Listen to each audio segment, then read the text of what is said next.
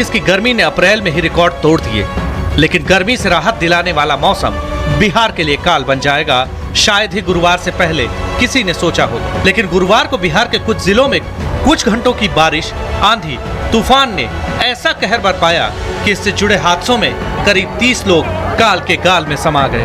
बिहार में तूफान बारिश से भारी तबाही हुई, कई जिलों में हाहाकार मच गया। सबसे ज्यादा नालंदा जिले का नुकसान हुआ। तूफानी तबाही से अकेले नालंदा में 22 लोगों की मौत हो गई।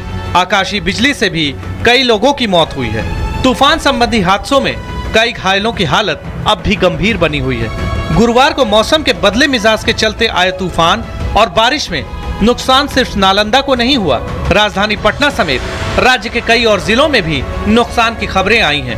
राजधानी पटना में भी तेज बारिश और हवा ने कहर बरपाया। खबर है कि पटना एयरपोर्ट के प्रवेश द्वार के पास भी तेज हवा के चलते लोहे का एक भारी भरकम होर्डिंग नीचे गिर गया, जिसकी चपेट में आकर 3 लोग गंभीर रूप से घायल हो गए। लेकिन कुदरत का सबसे ज्यादा कहर तो नालंदा जिले पर ही टूटा, जिसे लेकर नालंदा जिले में कोहराम मचा हुआ है।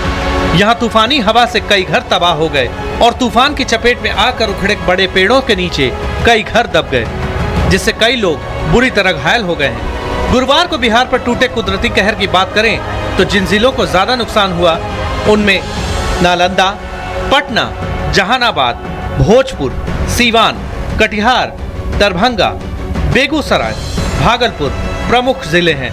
वहीं सीएम नीतीश कुमार ने इस प्राकृतिक आपदा से हुए नुकसान को देखते हुए फौरन मृतकों के परिवार को 4-4 लाख रुपए मुआवजे देने का ऐलान कर दिया। साथ ही आपदा की चपेट में आए तमाम जिला प्रशासन को लोगों तक हर जरूरी मदद पहुंचाने का दिशा निर्देश भी जारी कर दिया। लेकिन नुकसान इतना ज्यादा है कि जमीन पर हुए वास्तविक क्षति की सटीक जानकारी अब भी कई जिलों में आना बाकी है। जिला प्रशासन पूरा इसमें जुटा है।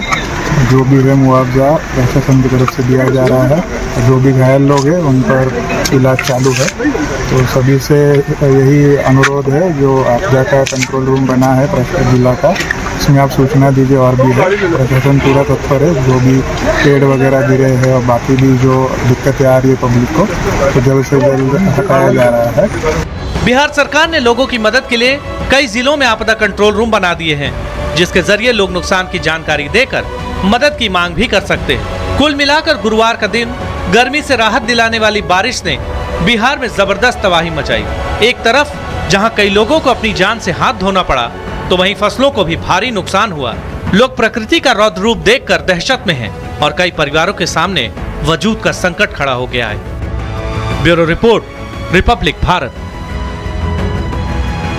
और इसी बीच आपको बता दें कि तूफान का असर सिर्फ बिहार में ही नहीं बल्कि राजधानी दिल्ली और आसपास के राज्यों में भी दिखाई दिया है। आपको बता दें कि बारिश भी हुई दिल्ली एनसीआर में और साथ ही साथ देहरादून में हल्की फुल्की बारिश रही। वहीं बिहार समेत कुछ राज्यों में तो फसल पूरी तरीके से बर्बाद हो गई। बेमौसम बारिश और आंधी तूफान ने किसानों की मेहनत को खूब नुकसान पहुंचाया है।